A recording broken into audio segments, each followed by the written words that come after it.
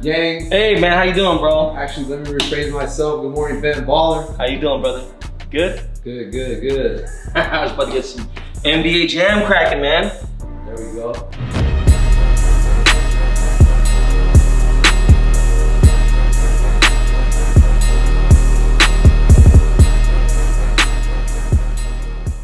So tell us, how'd you get the name Ben Baller, not Ben Humble or something more subtle?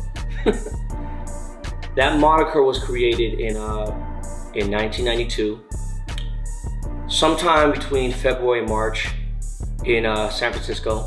I was playing basketball for San Francisco State University, and the head assistant coach, Brian Fogel, of my basketball team in college, he was just like, yo Ben, man, you think you a baller. Back then, baller didn't necessarily mean, on the streets, very on an underground level, it meant what it is today. But a baller was somebody who played ball. Like if you had some basketball shorts on, they were like high level basketball shorts. Like if you had some cool champion shorts or something back in like in the late 80s or 90s, you played Slam and Jam or AAU basketball, you'd be like, oh, he's a baller.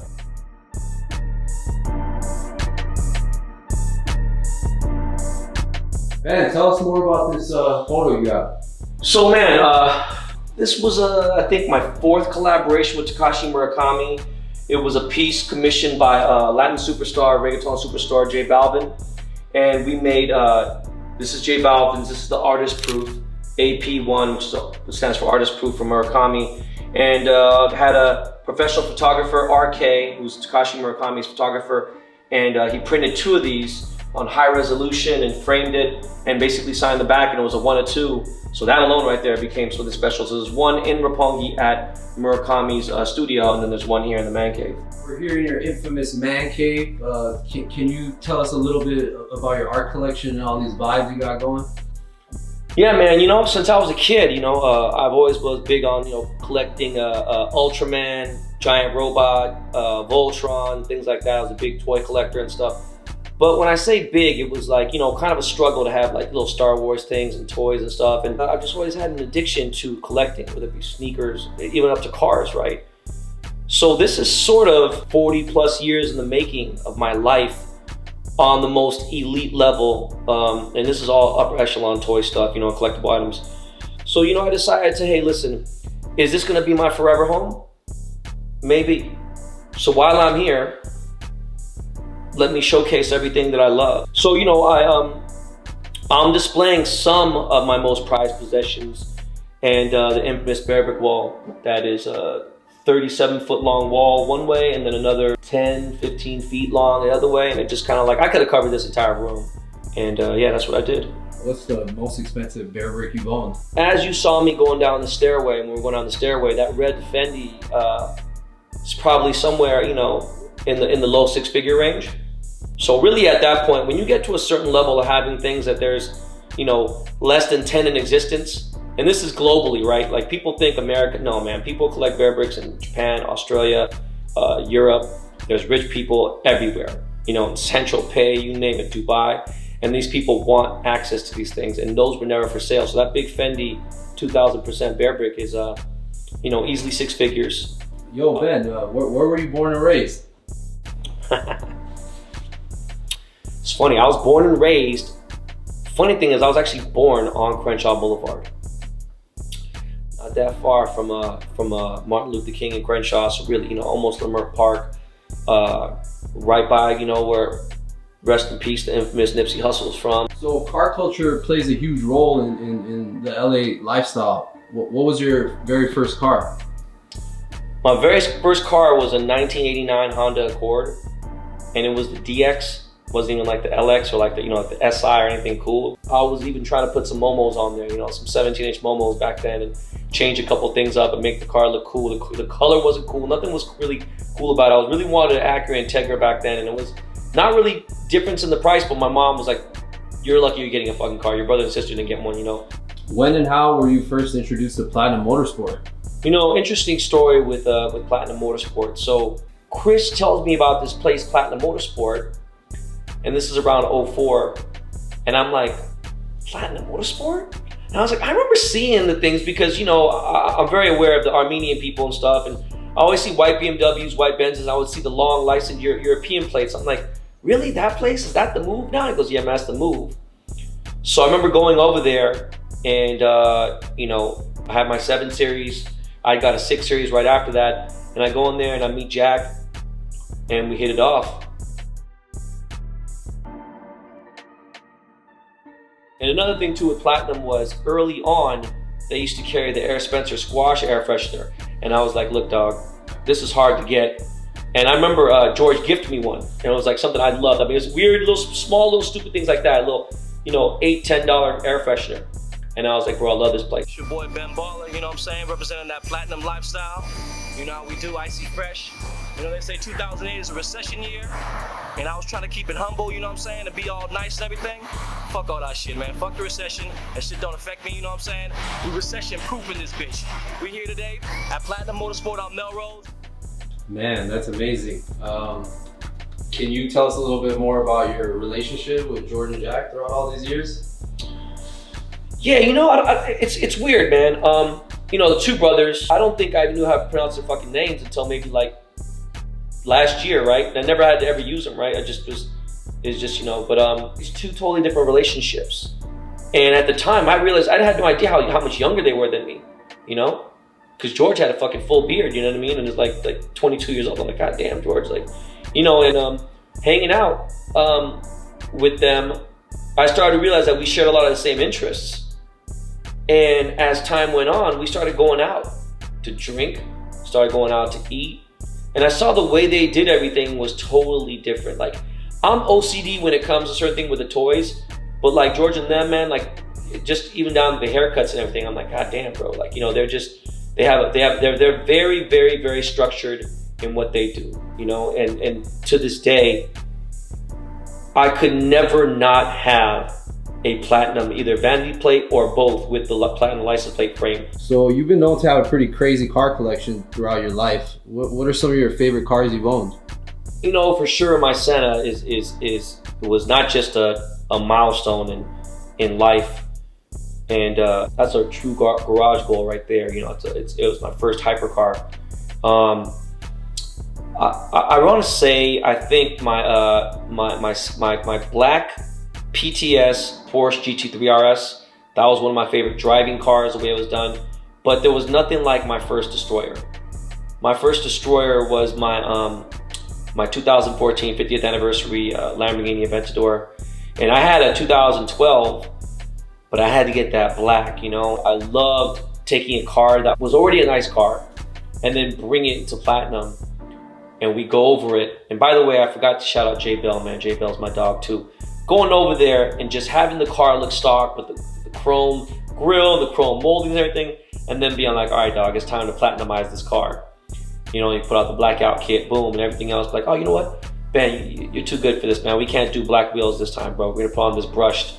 You know, and just always keep them up with the trends. What cars are in your current rotation now? So I have a, it's funny you say that right now, right? I didn't even say this, and George doesn't even know this. So I have a 2021 Porsche Taycan Turbo S getting delivered today at around 4 or 5 p.m. So it's being delivered today. I have a 2021 Porsche Turbo S 911, fucking amazing daily driver, great car.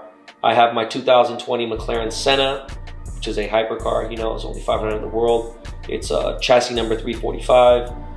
I have a 2021 Escalade Platinum Edition. What are the chances, right? A real Platinum Edition Onyx car. I have a Dodge Hellcat, right? But not just the Hellcat, I have the Red Eye Edition, right? So it's 800 horsepower, it's got the wide body kit. And then last but not least, my favorite, you know, I have the K-Town Destroyer. Well, I have a recreational vehicle. I have a 2021 Mercedes-Benz Sprinter RV Delano, and we call it the K-Town Explorer because it takes us all over the world. Sick. Can we take a peek at the McLaren? Yeah, man. Let's check out the Senna.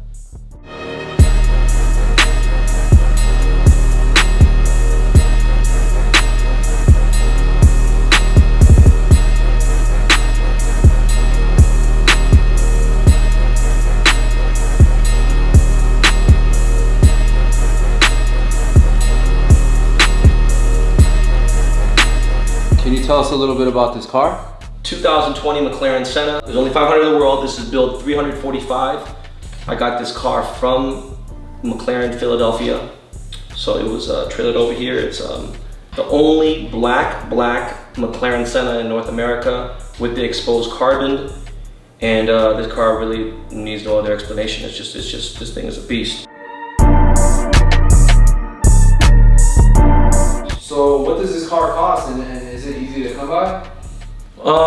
The MSRP on this car was $1,190,000, so it's just like right under 1.2 mil. Immediate 500 allocations were gone. I didn't get the car original. I'm the second owner, so yeah, and it's obviously a difficult car to get.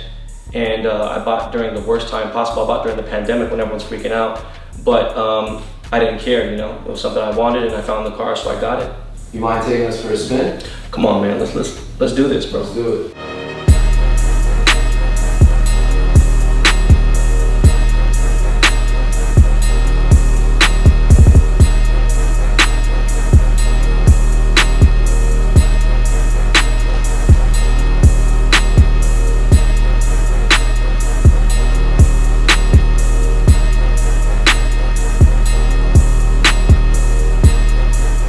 Tell us, what's the fastest you've gone in this car? In this car, the fastest I've gone is about 191 is the fastest I've gone in this car.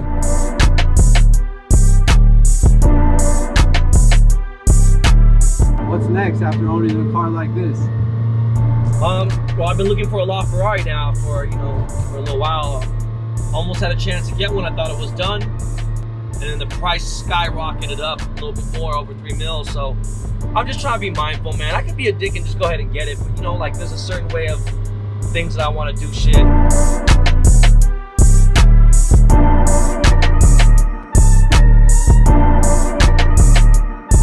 Ben, obviously you have a huge following, a bunch of people that look up to you. Can you give some words of inspiration for the next generation, the youth? I mean, you know, everyone wants to get rich and be rich fast. There's really no like sure way to become rich fast. How about just becoming rich, period? Because making $1 million is easy, keeping $1 million is tough. So you gotta understand the whole aspect of everything. It's like buying a car. You realize there's insurance, there's maintenance, there's certain things. You know, we pay taxes, right? Focus on becoming wealthy or rich or successful in your lifetime, you know? Not necessarily when you're 60 or 70, but it's not bad if it happens in your 30s or in your 40s, which is more likely.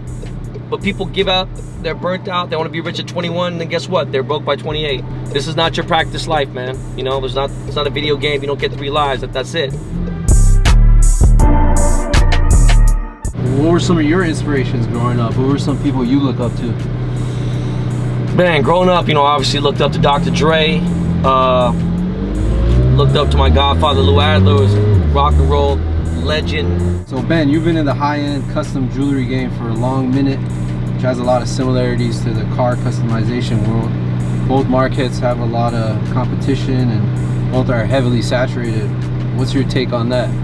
You know, there literally is over 1 million jewelries in this earth. And I think getting in, I got a good head start on people. You know, there's still enough space for everyone to eat. But one key feature was a lot of people don't understand how important it is to brand yourself and how important it is to market yourself. And not necessarily having a mascot or having an ambassador, but if there is a front man that also knows how to be a leader, that was key. You know, I've had 3 or 4 different glow-ups just in the jewelry business alone. And me being Ben Baller and being the icon in the game and being early, you know, it's like my marketing was out of this world. The fact that the quality of my jewelry matched the level of shit talking that comes out of my mouth, just forget about it, you know, it's game over. Stop being a fan all your goddamn life, man. Put on your fucking shoes and get in the game. It's not luck anymore. Those who know how to win are gonna win, period.